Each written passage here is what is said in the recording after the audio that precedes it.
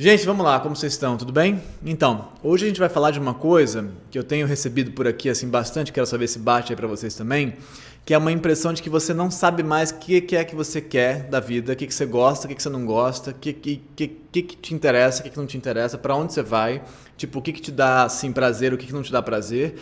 E em última análise, em função disso, você acaba se perguntando assim, mas tá, calma aí, mas quem eu sou então? Se eu não sei o que eu gosto, o que eu não gosto, quem sou eu, afinal? Que é uma pergunta assim mais ampla, mas essa impressão muito básica de que você não consegue ter clareza do que você gosta, do que você não gosta, do que te interessa, do que não te interessa. Vamos falar sobre isso hoje para entender como é que isso funciona e por que isso tem a ver com o mundo que a gente está vivendo hoje e se tem saídas para isso, para conseguir ter mais assim, um pouco mais de clareza do que para onde que você pode ir, o que está te interessando ou não na sua existência. Bora lá, vamos nessa. Então, antes de começar esse vídeo, eu quero convidar você, sério, para conhecer o percurso da autoescrita. A autoescrita, isso tem absolutamente tudo a ver com o que a gente vai falar hoje aqui, mas enfim, sempre tem, mas hoje muito. A autoescrita é um processo de pesquisa de você mesmo. É uma maneira que você tem de tentar entender como é que você funciona e por quê. Ela se baseia na neurociência afetiva, na psicanálise e na narrativa, nas ferramentas da narrativa. E ela acontece aqui nesse canal por vídeos gravados, que são aulas, e por uma live comigo todos os sábados para tirar as dúvidas sobre essas práticas que você aprende nos vídeos. Entendeu? É assim, todo sábado a gente faz uma live e aí eu vou ajudando as pessoas a desenvolver essas práticas da autoescrita, que são práticas de escrita, obviamente, né? Enfim, dá uma olhada aqui em cima, ó, nesse negócio que eu vou botar aqui, e tem embaixo também o percurso da autoescrita, explicando como é que funciona. E é um caminho pra gente se entender um pouco melhor. Tem tudo a ver com o que a gente vai falar hoje. Vamos nessa, vamos lá, vamos pensar. Então, eu não sei como é que tá pra vocês aí, mas pra mim, assim, chega pra mim, de todos os jeitos, tanto em atendimentos quanto em textos, que eu recebo perguntas e tal, enfim, pedidos de ajuda, essa coisa de eu não sei o que eu gosto, o que eu não gosto, estou totalmente perdido com a minha vida, eu não sei para onde que eu vou com esse negócio. Qualquer coisa parece ser possível, qualquer vivência parece ser possível, assim poderia ser, mas nenhuma delas me interessa de verdade.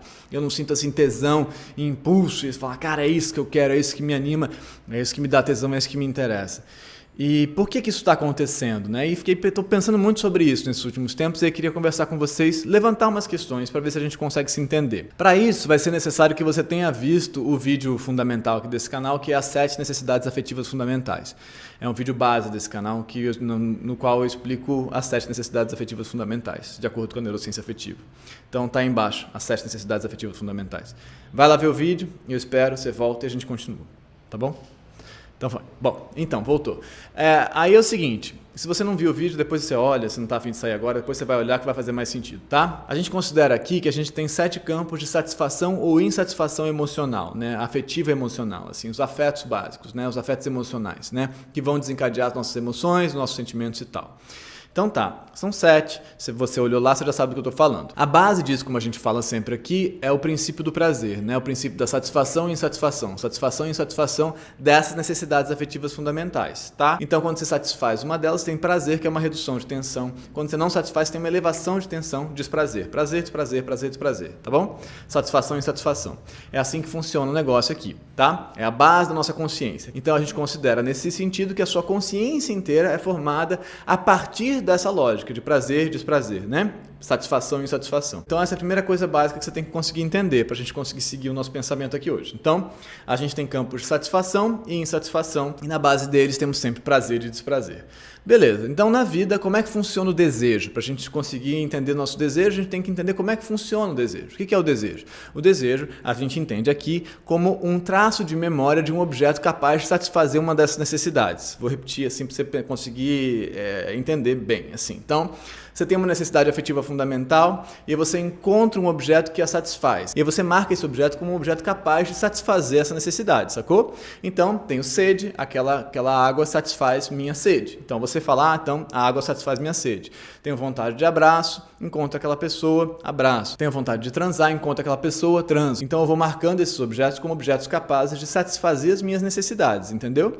E esses são os objetos de desejo, porque quando eu tenho aquela necessidade, eu falo, tem aquela pessoa lá que eu posso posso ir atrás dela para satisfazer minha necessidade de transar, de beber água, de abraço, o que quer que seja, né? Então, beber água não é uma das 7 necessidades afetivas fundamentais, assim como a fome e tal, é uma outra coisa, mas a gente pode dar esse exemplo para conseguir entender bem. Então, o desejo funciona assim, uma vontade de retorno a esse objeto de satisfação, sacou? É isso, né? É uma memória. Então, o desejo necessariamente está ligado à memória. Então, com isso a gente vai aos poucos constituindo a nossa identidade. Veja só, então a gente faz traços de memória de objetos que nos satisfazem, de objetos que não nos satisfazem e também de objetos que elevam a atenção. Então, aquele cachorro me dá medo, então eu tenho que me afastar dali. Então, com isso, aos poucos, no nosso córtex aqui, nos campos de memória, a gente vai fazendo esses registros, entendeu? Registros do que satisfaz, do que não satisfaz, do que eleva a atenção, do que reduz tensão, e a gente vai constituindo o nosso self, nesse sentido, assim. O que é esse self? Que troço é esse? É esse monte de registros de satisfação e insatisfação, satisfação e insatisfação de objetos de desejo e objetos de elevação de tensão. Mais ou menos isso, assim, simplificando a ideia, é mais ou menos assim que funciona. Para o Freud, lá atrás, tem uma ideia muito interessante, que é assim, lá no Eu e o Id, esse texto fundamental dele, eu vou botar na descrição aí embaixo, né? Um texto que é super importante, de 23, que ele fala assim, tem um objeto de desejo, né? Tem um objeto de desejo investido de libido, e a gente concentra a nossa libido nesse objeto. Então a gente deseja, quer ter esse objeto, né? Quer ter esse objeto pra gente, né? E aí a gente vivencia esse objeto por uma razão ou por outra, depois de um fim de uma relação, por exemplo, a gente vai desinvestir esse objeto de libido, né? Num processo de luto, por exemplo, né? A gente vai desinvestir esse objeto de libido, né? Aquela pessoa que você terminou. E aí você não tem mais a libido investida lá, e esse objeto vai ser internalizado em modelos de identificação, entendeu? Então você não mais quer ter, você passa a ser um pouco. Então você vai internalizar um pedacinho desse objeto em você e essa internalização vai construir parte da sua identidade. Freud pensa assim, né? Que a nossa identidade é então constituída por internalizações de objetos de desejo sublimados, né? Retirados de libido. Então eu não quero mais aquela coisa, mas ela agora faz parte de mim, né? Sobrou aqui um pedaço em mim. Qualquer processo de luto faz isso, né? Deixa na gente uma marca, né? E essas marcas de objetos investidos de libido vão constituindo nossa identidade. Dentro do nosso paradigma aqui da neurociência afetiva e da neuropsicanálise, a gente pode pensar que qualquer campo de satisfação e insatisfação vai constituindo esse self, essa identidade. Beleza? Então a gente, então dá para entender como é que a gente funciona, né? Então, então é mais ou menos assim que eu consigo entender quem eu sou. Coisas que me satisfazem, coisas que não me satisfazem, coisas que me assustam, coisas que me ameaçam ao longo do tempo, um grande tempo que vai fazendo esses registros todos em você. Algumas dessas memórias são conscientes, outras são inconscientes, estão automatizadas, né? Alguns desses aprendizados estão aqui em cima, você lembra deles, né? Como memória episódica, outros estão automatizados totalmente, tá? Mas não importa, isso está aí em você, tá? Registrado em você. Beleza, então a gente consegue entender mais ou menos como é que funciona essa constituição da nossa subjetividade, do nosso self, dentro desse paradigma que a gente está levantando aqui. Estamos de acordo até aí? Deu para entender até aí? Beleza. Agora vamos pensar o que a gente está vivendo hoje, especificamente hoje. E aí eu vou ter que falar um negócio que é chato falar, porque eu fico repetindo isso muito em todos os lugares, aqui, lá no Florimanu, já falei muito isso também, que é o problema mais batido de todos desse troço aqui, ó, que é esse negócio do nosso celular, né? O nosso celular é uma máquina muito específica, uma espécie de apêndice que a gente desenvolveu, né? A gente vive com ele, ele faz é uma espécie de parte do nosso corpo que não é nosso corpo, mas se você solta ele, você sente como se tivesse uma parte faltando, literalmente. Eu não sei se você passa por essa experiência de esquecer o celular em casa. E a angústia que isso gera é enorme, né? Porque você não sabe mais se é capaz de sobreviver sem aquilo. Mas então, nesse objeto aqui, a gente tem uma situação, especialmente nas redes, né? Facebook, Instagram, YouTube e tal, ou nos aplicativos de relacionamento, por exemplo, a gente tem essa impressão de que tudo está aqui, tudo pode estar aqui. Então, é como se eu estivesse dizendo para você, todos os nossos objetos de desejo estão aqui, para qualquer falta, né? Para qualquer falta tá aqui. Só que o que acontece é o seguinte, vamos pensar assim, por exemplo, então que você está no Instagram, tá? Então você está no Instagram, o que você está fazendo no Instagram? Você está escorregando o dedo, ou você está no Tinder escorregando o dedo, mas não importa muito qual é a coisa, ou no YouTube, eu fico muito no YouTube escorregando o dedo e tal. Com isso, eu estou aqui formando um objeto de desejo investido de libido e indo atrás dele, que é esse percurso que eu descrevi antes, né? Eu tenho uma necessidade, uma falta específica, uma falta específica, então eu tenho sede e eu vou atrás da água, né? Então, há uma necessidade, né? Uma necessidade específica, por exemplo, necessidade de ser amado, vamos dizer assim, né? No nosso campus da autoescrita, assim, né? É a que a gente mais fala, necessidade de ser amado. E aí ela se condensa com a necessidade de buscar, que ajuda todas as necessidades, a tentativa de satisfação de todas as necessidades depende da necessidade de buscar, que é uma das 7, né? Então você junta a necessidade de ser amado com a necessidade de buscar e vai em busca de amor, né? Mas para isso teve que haver esse desequilíbrio dessa necessidade, uma identificação dela e uma busca pela resolução dela, entendeu? Aqui a gente está buscando o que exatamente? Você sabe o que você está buscando aí? Você sabe o que você está buscando no Instagram? Você sabe se você está em busca de água, de abraço, de sexo, do que é? O que você está buscando aí? né? Eu não sei se você sabe, acho que em geral você não sabe. Em geral a gente não está buscando nada de específico, a gente está só exercitando o nosso campo de busca. Né? Exercitando um campo de busca esvaziado de objeto. E exercitando um campo de busca esvaziado de objeto. Percebe? O que isso quer dizer? Que você não tem uma necessidade específica e que você não tem um objeto que vai satisfazer essa necessidade específica. Você está só exercitando a busca.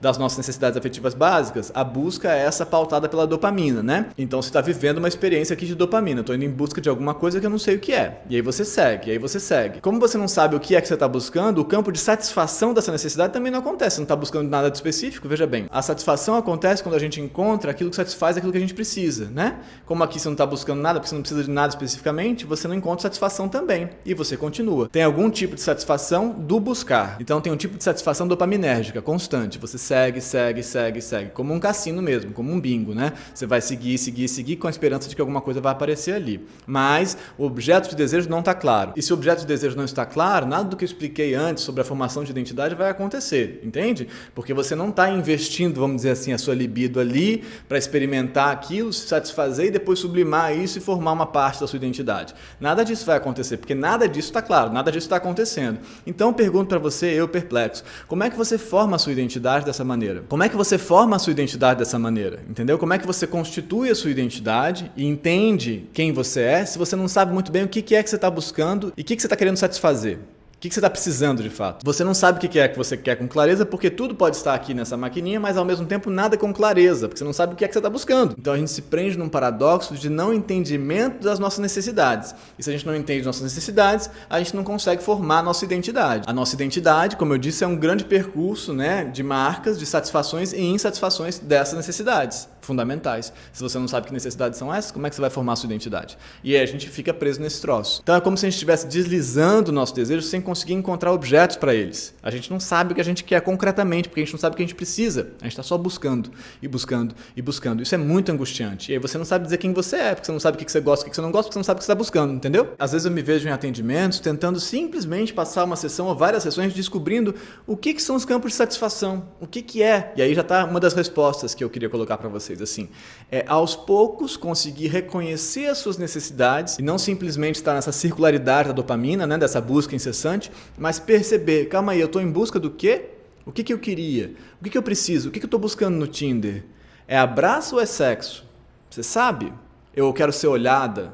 O que é que você está buscando aí? Nenhuma dessas respostas está certa ou errada, mas você tem que saber mais ou menos o que está buscando aí, entendeu? Senão fica complicado. E aí o que acontece é que a gente não tem clareza da nossa identidade, porque a gente não teve clareza dos nossos objetos de desejo, né? A gente não conseguiu entender o que eles eram. Afinal, aí a gente começa a formar então discursos de identidade. O que são os discursos de identidade? Por um lado, a gente tem todas as síndromes, os transtornos, as siglas, os DSMs, né? Você vai no psiquiatra e você vai sair de lá com uma sigla que te diga quem você é. Eu tenho tal transtorno que é tal sigla, assim. Várias vezes eu recebo textos e coisas das pessoas e tem siglas de transtornos e tal que eu várias vezes não conheço. E eu ponho no Google para falar, mas o que é essa sigla? Aí eu falo, tá, desde quando que existe isso? É uma sigla que foi inventada no passado, que tem um remédio para ela. E assim a gente vai. Por um lado, isso é muito bom, porque a pessoa, assim, ela se sente diagnosticada, ela se sente contornada. Melhor isso do que nada, em certo sentido, né? Então você sai de lá com a sua identidade constituída. Eu tenho transtorno bipolar, é isso que eu tenho. Tá, eu sou borderline, tá. Não que não haja sofrimento nisso, eu não estou dizendo que você não possa ter um diagnóstico, claro que você pode. Mas pensa sobre a quantidade de siglas e diagnósticos que estão sendo inventados para classificar você. Porque você cada vez mais tem menos clareza do que você sente, do que você precisa e assim de quem você é, de quem você pode ser, né?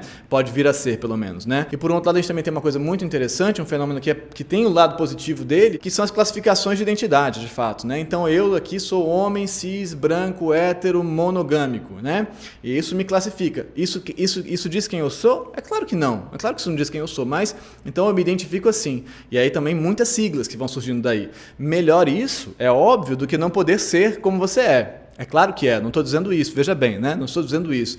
Mas será que isso dá conta de dizer quem você é? Tanto na sua orientação sexual, como nas questões de gênero, ou o que quer que seja, isso dá conta de dizer quem você é? Isso te ajuda? É uma pergunta de fato. Isso te ajuda ou não te ajuda? Né?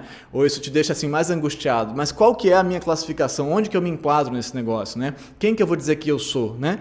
É muito interessante assim esse troço, né? Porque você vai tentando fazer determinações de quem você é como que fossem externas. Né? Então eu tenho esse atributo, essa coisa e tal, eu vou dizer que eu sou isso. Mas você não sabe como é que você se sente.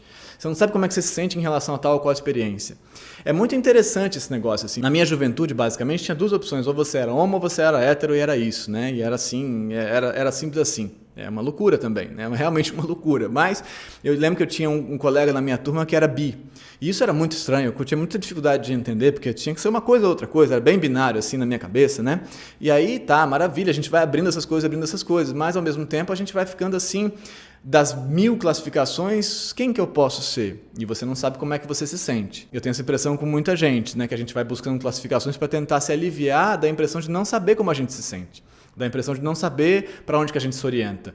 Da impressão de não saber como que a gente se orienta no mundo. Essa é uma pergunta para vocês. As classificações ajudam ou atrapalham, entendeu? E tem uma coisa muito importante nisso, assim. E isso eu vejo muito nos jovens, assim, nos mais jovens, adolescentes e jovens adultos e tal. Que é a seguinte, a experiência de desejar uma coisa, de não poder ter essa coisa, né? Eu queria muito isso, mas não rola. Será que rola? Será que eu posso? E até a experiência de lei, que é terrível tantas vezes, de repressão, ela te dá noção do seu desejo. Eu queria aquilo, mas eu não posso, porque é errado. Mas quando você experimenta isso, você tem alguma clareza do seu desejo. Eu queria aquilo, mas eu não posso porque está longe, porque está no alto da geladeira, vou ter que conseguir pegar uma cadeira para poder subir, para poder pegar. Né? Então é assim, a criança, né? Vou ter que dar um jeito disso, mas existe isso lá. O celular é o avesso disso. Não existe a distância, não existe a dificuldade, não existe nada disso. Existe assim, eu posso ter tudo, né? Eu posso ter tudo na hora que eu quiser. Eu posso ter tudo na hora que eu quiser. Só que não, a dificuldade parece só uma dificuldade financeira, né? Eu não posso ter porque eu não posso comprar. Né? Não tem a ver com outras dificuldades. A única que existe é não posso pagar, então não vai dar para ter. Mas o esforço que tem, ou mesmo a ideia de lei, tão terrível tantas vezes, que te impede, que te reprime, mas ainda assim você fala, cara, mas eu queria aquilo, mas eu não posso. Então a lei, por mais terrível que seja, por outro lado ela tem um aspecto que é importante a gente pensar, né? Ela também serve para a gente reconhecer os nossos desejos, mas eu queria aquilo e eu não posso ter, né? Isso também é muito importante. Terrível a lei, é óbvio, não estou defendendo a repressão, vocês sabem que não, mas é um lado para a gente pensar. Outro lado ainda pra gente pensar, entendeu? E aí, paradoxalmente, essa impressão de poder ter tudo na hora que a gente quer, do jeito que a gente quer, vai gerando na gente uma sensação de que eu não quero nada, na verdade, porque tudo pode ser, tudo é meio igual, né? Tudo dá um pouco no mesmo. O que eu quero? O que eu quero, afinal? Você não sabe porque não tem o esforço, não tem a distância, não tem o trabalho.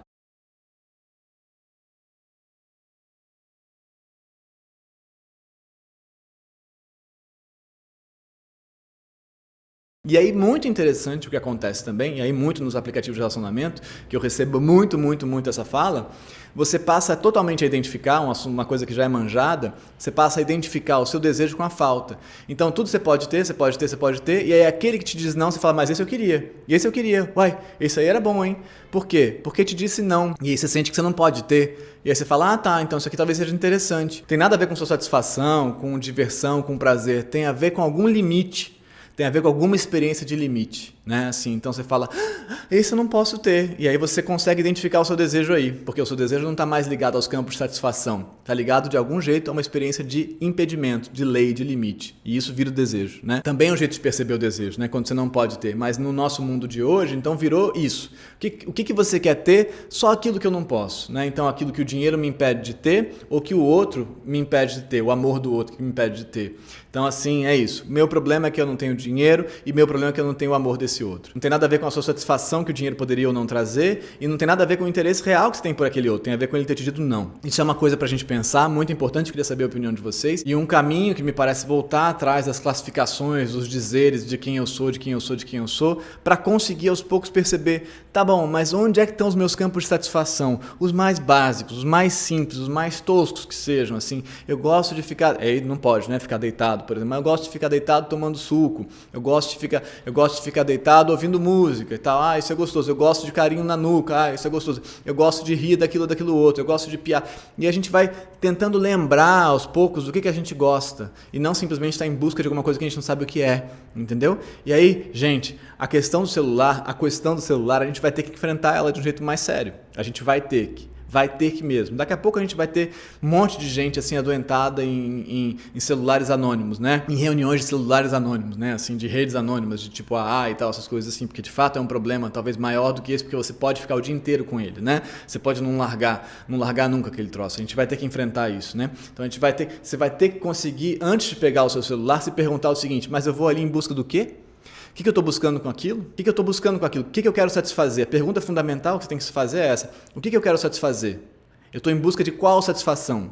Para satisfazer qual necessidade? Eu estou em busca do quê? O que eu precisava? Tá? Essa é uma primeira pergunta que você tem que se fazer. E por um outro lado, se perguntar se essa classificação te serve, em que medida que ela te serve para te liberar, para dizer você pode ser assim, o que é incrível, em que medida que ela te aprisiona e te diz você é isso aqui, tá? Você não pode ser outra coisa, você é isso aqui.